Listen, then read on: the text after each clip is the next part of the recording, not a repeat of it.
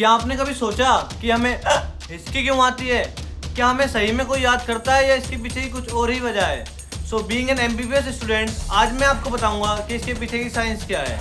हमारे शरीर में लंग्स के नीचे और स्टमक के ऊपर एक मसल प्रेजेंट होती है जिसे हम डायफ्राम कहते हैं, जो कि हमारे लंग्स को एक्सपेंड और कॉन्ट्रैक्ट करने में हेल्प करती है। जब हम ज़्यादा खा लेते हैं, जल्दी खा लेते हैं, या तो हम ज़्यादा हंस लेते हैं, जिसके कारण हमारी मसल ट्रिगर हो जाती है और एबनॉर्मली कॉन्ट्रैक्ट करना शुरू कर देती है, जिसकी वजह से लंग्स में एकदम से हवा खिंचती है और वोकल कॉर्ड्स बंद हो जाते हैं। जब हवा वोकल कॉर्ड से टकराती है तो का साउंड प्रोड्यूस होता है। जब अगली बार आपको हिचकी आए तो समझ जाना आपका डायफ्राम ओवर एक्टिव हो गया है, ना कि आपको कोई याद कर रहा है।